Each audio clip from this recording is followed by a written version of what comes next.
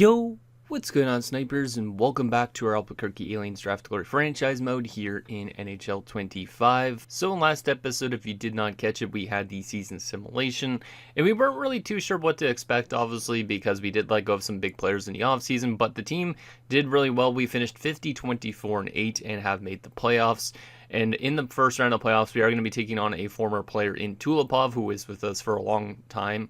He is on the Minnesota Wild. I think it's going to be an interesting matchup between these two teams. Obviously, both of us finished with over 50-plus wins. We kind of chugged our way into the playoffs on a not-so-great note, 3-4-3 in our last 10 games. So I kind of feel like maybe that gives us a little bit of an edge because Minnesota is 9-1 in our last 10 games going into the postseason. So I honestly don't know what to expect really from this fall and playoff run, but I really hope that obviously we can find a way to just continue to win more games like we did during the regular season, because we've had some pretty good stats. Like, we didn't score as much goals as we've had in the past. However, it seems like this year the league had a little bit of lower scoring, so 82 points from Kolars was probably like top 20 in points in the league, which is kind of insane. So just keep that in note when we're looking at these stats. But two 30 goal scorers, which is nice. We had a couple other 20 goal scorers, a lot of guys scoring 15 plus goals. So from an offensive standpoint, I don't think there was much issues. Like, we had some okay depth scoring. From a defensive standpoint, now, like with Ryder McLeod obviously being on offense, he was fantastic. He would be probably up there for Norris if there wasn't some other great defenders in the season. But we had some good production from him. Bell had a really surprising year to me. We did re-sign him last offseason, so maybe that's why. But at the age of 34, as a DFD, he picked up 52 points in 82 games, so a big year for him, which is awesome. Guys like Narena still were able to produce, which is nice. So pretty happy with the defensive scoring as well. And then from a goaltending perspective, still happy with Giunta. He had a .911 save percentage this season, which is nice to see. So he's still one of those goaltenders that are picking up over 910 save percentage every single season of his career pretty much. So he's been really good ever since like 2038. So very happy with that. And the funny thing about 2038, I think that might have been the year actually we won the Stanley Cup. So the only year that we won a Stanley Cup is when he had a below a 910 save percentage. So that's kind of strange. But yeah, he's been really good for us, and I'm hoping he has a good playoffs ahead of him. Obviously, he's been a little bit inconsistent in the past in the postseason, so hopefully he has a good year ahead in the postseason for us this time around, and could get us maybe to a Cup Finals this season. But with that said, let's get in your guys' comments, see what you guys have to say about last episode, and then we'll get into this first round matchup against the Minnesota Wild. So the first comment is from Michael Dos, who says San Jose will be cheesed, and yeah, that's one thing that's pretty crazy about the season, is the San Jose Sharks had a absolutely crazy regular season, but I definitely think they're going to end up getting cheesed in the first round of playoffs, because they end up winning the league by 20 points with a 63-13-6 record. And they were like first place at a lot of different areas, like goals for, goals against, that type of thing. So yeah, San Jose is definitely a team that could probably get cheesed in the first round of playoffs. And I did see before we actually even started off this episode that they are currently down 0-1 to the Edmonton Oilers, which would be obviously not so good of a team. So if Edmonton ends up beating San Jose in the first round, that might be one of the biggest upsets we've seen so far. And the last and final comment is from Garage TV, who says it's not so much about the money aspect as it is keeping players. I wouldn't have just seen keep old guys for bad contracts because it ends soon. Anyways, all the best. So it's just more for him. Keeping guys that are older on bad contracts is what he says. It's not really about the money, so it's more just about keeping older guys that we should be letting go of, which I don't really know if I agree fully, because I don't feel like we have the best prospect pool in the system in that we could basically replace those old guys, so that's why I'm holding on to a lot of them as well. Also, I just prefer to have a lot of my guys retire with us rather than just letting them go to free agency and that type of thing. So, but it will be interesting to see what some of our former players do this postseason as well, because if we get eliminated, for instance, obviously Tulipov's in Minnesota, Malkin is in St. Louis, which is also in a playoff spot right now. And I think there's probably some other ones maybe sprinkled around the league, but I'm not too sure where exactly. So will be interesting to see how long of a playoff run those guys have. But one last thing we got to take a look at before we start this episode is Minnesota's lines again, just in case you guys forget, because Minnesota, yeah, we've played them so many times the last 2 years. Like, this is the third consecutive season, I believe, that we've played the Minnesota Wild in the first round. So they are pretty familiar. They do have some new pieces on it, but you have like guys like Rupert and Renberg who are still back there again. Guys like Drake are new to the team, but guys like Nurmi were there last season, I'm pretty sure. Aside from that, like, it's pretty similar to it has been in the past. From a defensive standpoint, Tulipov obviously made his Minnesota debut in the postseason. He's actually been pretty good for them. I was debating about bringing him back last offseason, but we didn't end up. He did relatively the exact same what he does with us, with them, 34 points in 76 games and a +9. So pretty solid defensively, good offensively, and I don't really know if he's going to bring much for them in the playoffs, but it's going to be interesting to go up against one of our longtime defensemen who we drafted over a decade ago. Aside from that, they have some okay other depth options, but their defensive core doesn't look super strong, but they are an okay defensive team, probably because they do have a good goaltender in Blackburn that we need to score goals on. So going to be an interesting first round for sure. I think obviously we might have the upper hand, but at the same time, I don't really know what to expect from this game. Now, one thing that's interesting in terms of regular season comparison, you could see that we were both very good offensively and defensively during the regular season, but the one thing that stands out the most for us is our special teams were better than theirs. Obviously, their special teams can all of a sudden just go on a tear this playoffs, but we were the better special teams team, and we were also better technically for the most part, 5-on-5 as well, but they're a little bit better defensively. So I think it's going to be a pretty even matchup. I could definitely see it going to 7 games. But with that said, let's get into this first round matchup and see if we're able to find a way to get 4 wins first. Hopefully we could find a way to build off a solid season. It wasn't necessarily the craziest season in the world, but it wasn't the worst one by any stretch. And like I said, we kind of limped our way into the playoffs a bit, so we weren't the best in our last 10 games. So hopefully we could find a way to get off to a good start this postseason. But anyways, game number 1 in Minnesota, because we do not have home ice advantage. Let's see if we could find a way to win on the road. First period, game number 1. 1-1, I'll take it. Rupert opens the scoring for them first. McLeod scores for us. McLeod's been really good so far, and he needs a contract in the offseason, so it's going to be interesting how much he's going to want. He's been like a really good defenseman turned into a forward. Obviously, we could still use him as a defenseman at some point in his career, maybe, if like guys like Narena retire, but it seems like from an offensive standpoint, he's really good just to have on that top 6. Shots are 15-12 in favor of us. It's a 1-1 game. Pretty even. Let's see if we can find a way to take our first lead. Second period. 3-2 Minnesota. Not ideal. And Tulipov, of course, had the score in this game. Because I said I'm not too sure of how much of an impact he'd make. He makes it 2-1 for Minnesota. And then one of his former defensive pairings, probably. Bell scores to tie the game up. So nice to see Bell on the board after a good regular season. But a late goal from Sumal gives the Wild the lead going into the third period. Shots are still pretty even. Goals are pretty even. We are still in this game. We need to find a way to get that next one, though. We can't be going down by 2 goals in the third period. So who wants to be that guy for us to tie this one up? Let's see what happens. Third period. Come on, boys. Let's go. McLeod again. Okay, McLeod's having a really good start to this postseason again. He was good last year in the postseason, too, so does not surprise me. Del Rivera gets the lead back for the Wild. Do we have an answer to that? We've had an answer to every one of their goals so far, but Drake makes it 5-3. Not the strongest defensive game here for game number 1. Like I said, we are an okay defensive team during the regular season, but we're not able to find a way to get more than 3 goals in this game. We outshot them 39-35. But Gianta, unfortunately, lost 5 goals. I wouldn't say it was a terrible game for him. 5 goals against on 35 shots. I mean, it's not the greatest stat line. But I don't really know what the underlying issues were in that game. McLeod from Cashman. We had Bell from Kohlers and Comrie. And McLeod from Cashman and Robertson. So it seems like that second line did really well. Let's look at the plus minuses. Ooh. Okay, a couple of the defenders really were not that great. Hunwick was a -3. Narena and Petterman were -2. Carl Lottie was a -1. So almost every single defenseman didn't do good in that game. Bell and Hutton was our best pairing. They were both +2 in that one.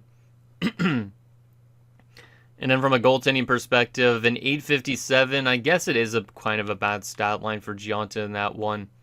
But I wouldn't say it was fully on him. Maybe it was on the defensive side of things. I don't really know. But, yeah, Rupert, Del Rivera, and Drake all for the Wild get the 3 stars in that one. What was the face-offs and stuff looking like, and what was the shot chart like? We outshot them 14-8 in the third period, but they scored 2 goals, so that's kind of rough. Because we were getting outplayed in that second period. We outplayed them in the first. Face-offs, The Wild won 10 more faceoffs than us, so maybe just down the middle, we're not winning as much draws as we should, and that's why we gave up some more goals. Because we won more faceoffs in the first period. They dominated us in the second period especially. Third period was a bit more closer, but yeah, that faceoff differential in the second period could play a factor, potentially. I don't know if I really want to make any adjustments after a game like that or not. Like I said, it wasn't the worst game in the world, but obviously we limped our way into the playoffs and we start off with a 5-3 loss. It's not great. So let's go back to edit lines here and see if there's anything maybe we could adjust already. I know it's kind of early to do this, but trying to think of what I want to do. How was Risto in game 1? 7 penalty minutes from Risto in that first game. Damn, I didn't even realize that. So maybe we got into penalty trouble, and that's the reason we lost. He was a -1 as well. Meanwhile, Cashman had an assist, right? 2 assists in that game, and it was -2. You know what? We're going to swap Cashman and Risto. I know it gets rid of the chemistry, but we'll try that as some small adjustment. And then from a defensive standpoint, this top 2 pairing was good, but every other pairing kind of sucked. So let's swap Norena and Petterman for a small change and see if that helps anything. And then from a goaltending perspective, we're still going to run Gionta, but Mathers might get a chance if Gionta's bad again this game. This is when you wish you probably had another high-end goaltender like we did last year, but at the same time, it wouldn't make sense. And speaking of our old goaltender, Malkin is currently down 2-0 to the Winnipeg Jets in the first round, so he's not doing much better right now than Gionta, it seems like. Also, the San Jose Sharks are tied at 1, in case you're wondering about their series, just because obviously the Sharks could get upset. Maybe they go on to win the Stanley Cup and the President's Trophy. Tough to say, but let's hope that we get a good response in Game 2. Obviously, you don't feel bad about losing Game 1. If you lose 3 straight games or you lose 2 games on the road and 1 game on home ice in general, you feel pretty bad. So if we could respond here, win one game in Minnesota out of the 2 games, I'll take it. We don't need to worry too much about Game 1. Let's put it behind us and see if we could tie the series up. So let's have a better game here and see if those line adjustments help us out at all. First period, game number 2. 3-2 us. Okay, good offensive start, but we also allowed a lot of goals. So I don't know if I like that first period too much. We did get outshot 15-10, and we're still winning. So maybe that's a good start in that sense. So Comrie opens the scoring like a couple of seconds later, actually 30-something seconds later, 35 seconds to be exact.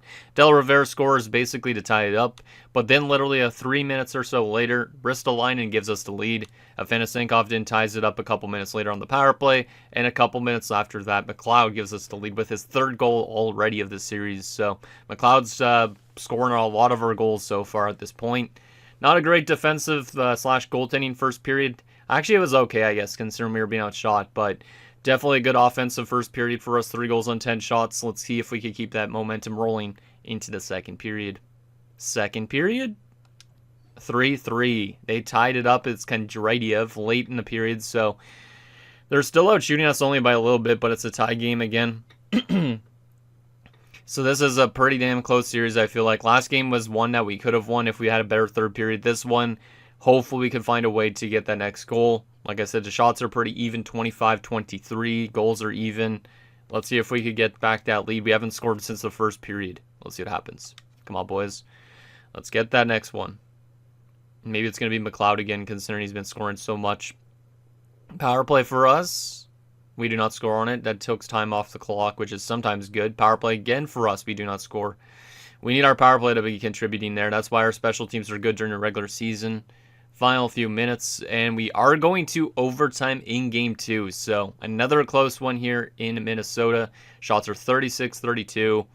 It's anybody's game. We haven't scored since the first period, which is a bit concerning, but they've also only scored 1 goal since the first period. So both goaltenders, I'd say, having a pretty strong game in this one by comparison to last game, but hopefully we do not surrender that 4th goal. Who wants to be the hero for us in this game? Who has not been doing much for us? I mean, it's only Game 2, so I feel like a lot of people haven't. Let's just shout out a random player on the team. Like, let's go with like Ricard Hudnon or something like that, because I feel like the defensemen in the past have been scoring some big goals in OT, so that's who I'm going to just go with for this game-winning goal. So can we find a way to win on the road? Let's see what happens in overtime. Come on, boys. Let's get that next one. Yes, we do. On the first shot, I think, of overtime, it was 58 seconds in. I could barely see through it. It was Ristolainen. Okay, so the captain of the team, Kari Ristolainen. Let's go. That's nice to see. So Risto trying to do what Stobitz was doing in the past for us and be a huge guy for us in the postseason. Gets us the winner, and we have tied the series headed home. That's a good response. That's a good response. So Comrie from Delisle and Kopitz, Risto from McLeod and Kopitz, McLeod from Dunham and Carlotti, and then we had Risto from McLeod. So McLeod and Risto did really good in that game. McLeod's just been picking up points every single game, and I think he's a very, very good player, and he's definitely what could potentially give us a chance this playoff run. So a 3-point game for McLeod after last game. He had 2 goals. Kopitz had 2 assists, which is kind of surprising. We had Ristolainen on 2 goals, a couple of guys on 1 point. And then from a goaltending perspective, Gionta posted a 906. So his 906 obviously is not the most craziest save percentage in the world, but we don't necessarily need him posting like 930 save percentages in games. He could post a 900 save percentage, and as long as we're scoring goals, that's fine with me. 3 stars in that one, Risto, McLeod, and Afinasenkov. All right. So we take a game in Minnesota, which is absolutely huge, because now if we could find a way to win both of our home games, we'll be in a very good spot. So I do like that win. That's a very big one. Hopefully keep that momentum rolling. We're probably going to keep the team the exact same after a win. So let's keep that rolling. See what happens. See if we could take a potential 2-1 series lead here. Come on, boys. Game number 3 on home ice. Let's get her done. Let's get her done. First period. 1-1, I'll take it. I mean, it is a little bit lower scoring than obviously last game, but I don't necessarily want to see a ton of goals against. Dunham opens the scoring. Less than a minute later, Afinasenkov scores. Now, the shots are 16-6 in favor of us, but it's a 1-1 game, so Blackburn came to play for them for sure in that first period. Gionta, a little bit lackluster of a start, but obviously he could still find himself in the next 40 minutes. Can we find a way to get that lead back in the second period? Second period? Ooh, rough second period again for this team. Kondratiev scores and Afinasenkov scores. We're down by 2 goals going into the third despite outshooting 22-18. That's kind of rough. That is kind of rough. I mean, we could definitely have the offensive output still in the third period to tie this game up because we are outshooting them, but for them to score 2 goals in that period and us not to score a single one is not very good because trailing by 2 goals in the third period is just a really tough hill to climb. So we need to find a way to score a goal early if we want to potentially get back into this one. Let's see what happens. Third period underway. Come on, boys. Power play for us. We get a goal right afterwards. It's Cashman. That's a big goal to start off the third period. We need to get that next one as well. Power play for us. It's a 5-on-3, and we tie the game up. It's Cashman again. The money man is doing work in the third period, and another power play goal. We have taken a 4-3 lead from Delisle. We are down 3-1 going into the third, but this team with an absolutely huge comeback in the third period. We outshot them 37-25, and we win this game and take our first lead of the series. Let's go. What a third period. I wasn't expecting a full 3-goal third period. I was expecting us maybe to get back into this game, but that is absolutely huge. And that's why one of the special teams might make the difference, because we were a better special team during the regular season. And so far, our power play has picked up a couple big goals in that game. All right, wow, what a game. So Dunham from Cashman, and then in the third period, it was Cashman from Bell and Gionta. So the goaltender picked up an assist on the eventual goal that almost tied this game up. Cashman then scored from Kopitz and McLeod, so McLeod continues his point streak. And then you have Delisle from Ristolainen and Dunham. So that's a pretty good game. Cashman, 3 points. Cashman's been such an underrated player. I know that we paid him a ton of money, but he's literally an 82 overall, but he had just had a 3-point game to help us take a lead in the series. Like, he's been great. Dunham had 2 points in that one. McLeod continues his point streak, as I mentioned. Pretty damn good numbers across the board. And then from a goaltending perspective, Gionta wasn't super strong in that one, but the offense was able to help out a lot. Look at the shot chart, though. 15-7, we outshot them in that third period, and that's why we scored 3 goals, and they didn't do enough. We outshot them badly also in the first period, 16-6, though, so the second period was the best period for the Wild in that one. And face-off chart, we won more face-offs than they did, but it was pretty even, 47-42. 3 stars in that game. Cashman the first star, Afinasenkov for them the second star, and Dunham the third. All right.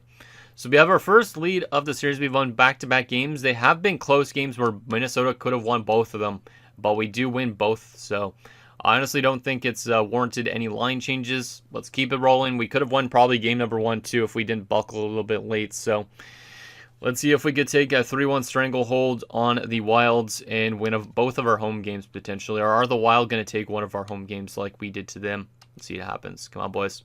Build off that last game. That third period was awesome. First period, game 4. 1-1 again. Okay, it's pretty even. It seems like every game so far has been like tied after the first. Korobov opens the scoring for them, and then Robertson scores for us. So good to see Robertson on the board because he hadn't scored so far in the series, but he had picked up like an assist or two, I think, already. Shots are 11-9 in favor of us, but it's a 1-1 game. Can we find a way to grab that lead? Second period. Still 1-1, I'll take that. It's much better second period than last game. Shots are 23-22. It's a 1-1 game. Both goalies are playing like basically save for save at the moment.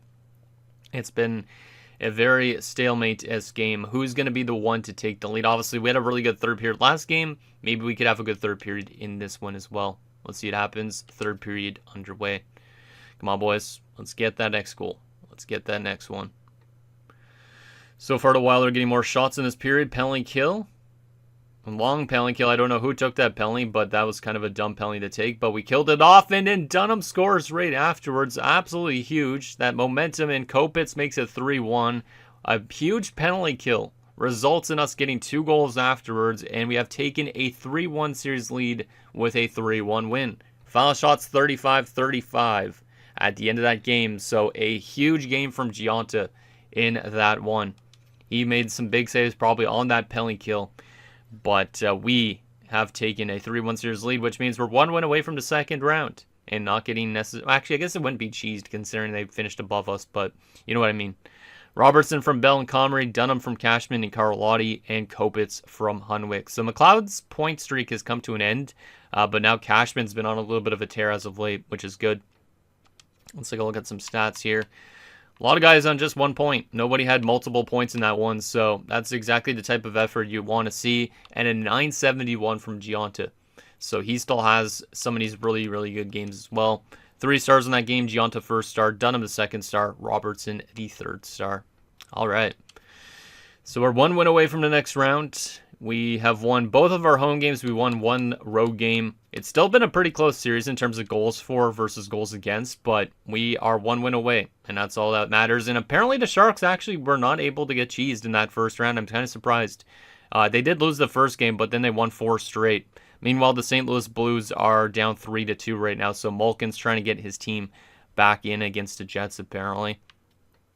Aside from that, I don't really remember where everybody else is in terms of former guys that are still out there. So will be interesting to see who we play next round if we do get there. Because we don't want to say for sure we're going to get there, because then we'd lose 3 straight games if I said that. But anyways, let's get to this next game. We've won 3 straight games. Let's see if we could close out the series in Minnesota. We've won there before in overtime. Can we find a way to the second round of the playoffs? Come on, boys. Keep that momentum rolling. First period, game number 5. 2-0 us. Good start offensively. 2 more power play goals, Kolar's and Dunham. So I was pretty spot on when I said the special teams might make a difference because, like I said, we had a way better special teams during the regular season. The Minnesota Wild were more of a 5-on-5 only team, it seems like. So we're definitely taking that momentum from the regular season on the power play into the postseason. So Kolar's and Dunham with the goals, both literally 20 seconds apart too. So we struck quick succession goals. Shots are 11-8 in favor of us. Let's just not have a period where they score 2 unanswered goals back in the second, because I have seen that happen way too many times. So let's have a good, strong defensive period and keep this lead intact. Second period, 3-0 us. That's much, much better. Reefers scores his first goal of the postseason. Shots are in Minnesota's favor, 24-19. So these last 2 games, Gionta's been pretty spot on, which is really good to see, considering to start off this round, he wasn't the best. But these last 2 games, he's definitely shown that he's still that goaltender that I really, really like. Well, we're up by 3 goals going into third period. Let's see if we can close this one out and close out this series. Come on, boys. Power play for us. And we do score another goal right afterwards. Dunham makes it 4-0. Renberg breaks Gionta's shutout, unfortunately. I was hoping he'd be able to hold on to it. Final 10 minutes of this third period, still up by 3 goals. Looks like we should have this one pretty much in the bag. And is the scoreline going to reflect the series score as well, like last game? It is. We win 4-1, and we win 4-1 in a series. We got outshot 36-29. So Giunta these last 2 games has been the Giunta I know. He's been fantastic in these last 2 games, and we also get the offense from our teams, so that's really good. Kolar's from Delisle, Dunham from Kolar's and Delisle, Reefers from Carlotti and Doughty, and Dunham from Delisle and Kolar's. So Delisle and Kolar's really doing good in that game. Really doing good. 3 points apiece for those 2 guys. Dunham had a pair of goals, and Doughty and Carlotti picked up an assist, and same with Reefers with his goal. But Doughty, I think that might be his first career playoff point. And then another really good game from Giunta.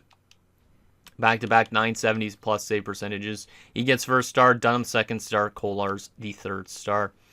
All right. Well, that was a pretty good series. Game 1 was a little bit close until the end, and then we won 4 straight games. So maybe we have the psychological edge going into the next round. It really depends on who we're facing. But let's take a look at some player stats after the first round, and then we'll take a look at who we are facing in round numero dos. I was going to say number 2, but then I was like, hey, maybe I should say numero dos. In terms of forwards, Dunham on 6 points, Cashman on 6 points, Delisle had 5 points. Our depth scoring looks pretty good. Kolar's and Kopitz both on 4 points. We had Risto on 3 points with Comrie. Robertson had 2 points. Reefers had a goal. Literally everybody on our forward group had a point in that series except for Hansen, so that's good to see. From a defensive standpoint, we had 6 points from McLeod, who's used as a forward, obviously.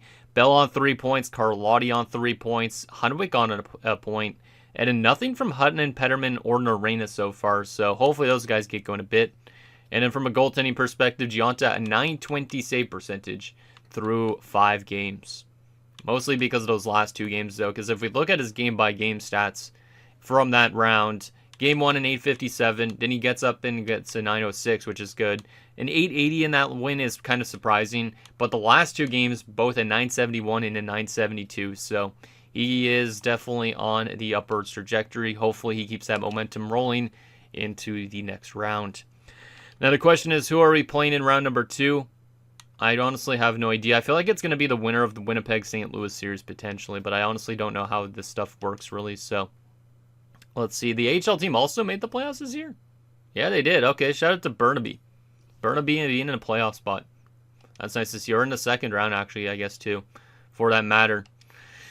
So who are we playing in the next round? Who are we playing next round? Oh, man, St. Louis just won their playoff matchup against... Oh, I knew it was going to happen. Oh my goodness. And look at the save percentages. I knew it was going to happen. When I saw that they were they beat the Jets, they came back from down 3-2. I knew we'd face them. And the thing that's a little bit scary about the Blues, they didn't have necessarily the strongest regular season, but they had Malkin, who almost won a Vezina potentially this season. 5-2-3 in our last 10 games going into the playoffs. 46-29-7 on the season. We have home ice advantage, but we do get the battle of the goalies. Giunta versus Malkin. That's absolutely insane. That is insane. I knew it was going to happen at some point. We'd have to go through them if they got to the next round. But, wow. And then we also have a California battle, Anaheim, San Jose, Toronto, Buffalo, and the Islanders and Canes. All right. Well, this is interesting. Let's take a look at how St. Louis did during the regular season compared to us, and then we'll take a look at their playoff stats right now. But I'd assume they're just a stingy defensive team. But you can see we finished literally like almost 10 points above the St. Louis Blues, yet they still made it to the second round. They just knocked out the top-seeded Winnipeg Jets team, so that's a bit scary. But in terms of goals for per game, we were much better offensively. Goals against per game, they were better defensively than us, mostly because of Malkin. Maybe they have a good defensive core, too, in front of him. Power play percentage, we were 6% better. And penalty kill percentage, we were better by almost 3%. But the playoffs so far, it's obviously probably a different story, I would assume. Let's see. Western Conference. Sort by wins here. All right. So, yeah, the Blues went to 7 games in the first round. They scored only 2.43 goals for per game in that series. So they weren't scoring a ton against the Jets, but they managed to win. They actually scored as much as they allowed. So, yeah, that was a very defensive series, I guess, against the Jets. Yeah, basically both of us are strong defensive teams right now. We have the offense that they don't. We are 40% on the power play. They were 20% on the power play. And then they were 95% on the penalty kill. We were 91.7. They only allowed one power play goal against in that first round, just like us. But they also were way more aggressive, 21 times shorthanded. So they might take a lot of penalties, potentially, which would be good for us if that's the case. Considering our power play is pretty good. But what is the St. Louis Blues team looking like? What are they looking like? Are they looking better than that record suggests? Obviously, we know they have Malkin and net, but who else do they have that makes them a good team? Let's see. Any former players other than Malkin I'm curious on. So first line, Ethan Belchets. I think I remember this guy from way back. This guy's a real dude.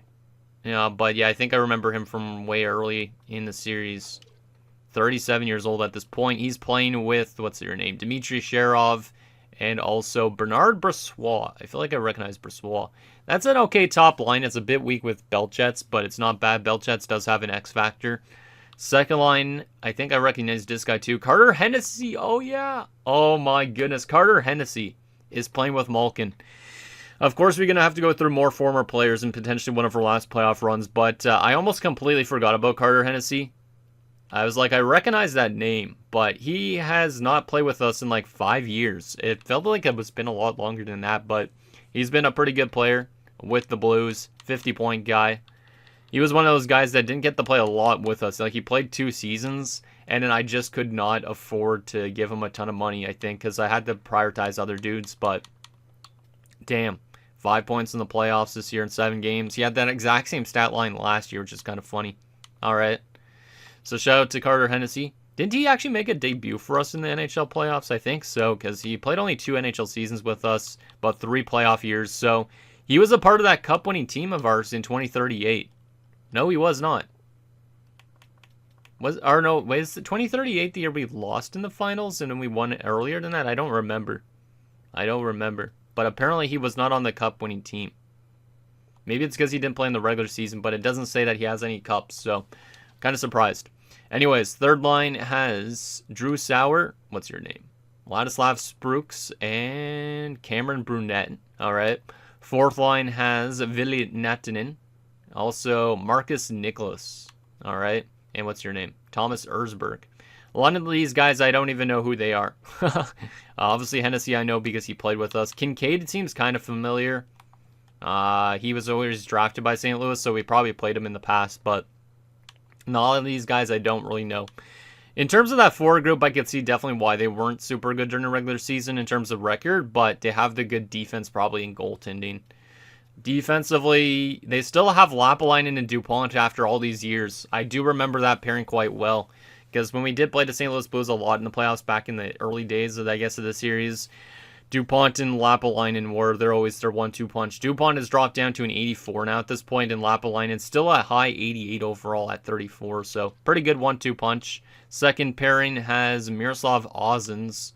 They also have Ernest Brewer. I think we played Ernest Brewer more recently. Yeah, he was with Winnipeg a few years ago, so maybe that's where. But he just beat his former team in the first round, which is interesting. And then they also have Cameron Galina, and they also have Markku Helenius. Yeah, that defensive core is not even that strong, too. So I feel like they're a cheese team almost, which is kind of scary. Because obviously we know that they have the goaltender in Boris Malkin. And then a backup of Jorgensen, which is also pretty good. Jorgensen was drafted by the Bruins. Huh. Yeah, I definitely know Jorgensen, but of course I know this guy. Boris Malkin this year had a .924 save percentage during regular season, in case you were wondering. But yeah, him and Gionta, obviously there's a lot of respect between the two of these guys. It's going to be an interesting matchup. And I know, obviously, if we lose this series, a lot of you guys might rip me for letting him go. But at the same time, I don't really care. I think it's good that he's getting a chance to play as an actual starting goalie somewhere else, because I don't know if I was going to want to give him that with Gionta on our team. So, but yeah, that clause is quite expensive, or that contract is kind of expensive. So, wow. And in depth options, they're not crazy either. Noah Westcott. They have Boris Petrov, and they also have Peyton Vernarski. Peyton Vernarski, I feel like I've seen him before. Yeah, it must have been in Seattle. Definitely remember that name from somewhere. Huh. But yeah, that's an interesting matchup. So we're playing against Hennessy, and we're playing against Malkin in the second round. Of course we are. I knew we had to go through them eventually, though, which is pretty insane. I wonder if these other teams that were in the playoffs right now have former players or not. I'd obviously check when we get to that point, but this next round is going to be a really interesting matchup because, like I said, it reminds me kind of like, I think there was a time, or maybe there wasn't a time. Did we ever play Carolina in the Cup Finals against Spets? I don't think we did. But I feel like it's like kind of like the Prodigy, which was Malkin, up against his old mentor in Giunta. Obviously, normally I would be having Malkin on my team and Giunta would be on the other team, but I decided to hold on to the older goaltender. So it'll be interesting to see who's able to win that matchup for sure. But anyways, guys, that's going to do it for this episode of our Albuquerque Aliens Draft to Glory franchise mode. So next episode, we will take it to the second round against Boris Malkin in the St. Louis Blues. Looking to not get cheesed. They went to 7 games in the first round. They're a very strong defensive team, even though they don't have the best defensive core in the world. Obviously, we had a really good regular season, so I kind of feel like we might get cheesed because of that, but I think it'll definitely be a good matchup seeing Giunta play Malkin. And obviously, like near the end of that series, depending on who's going to win or not, we'll probably jump in and just see those two guys at least out there because it'll be kind of cool to see them both out there. So let us know down below, and I'll see you guys next time.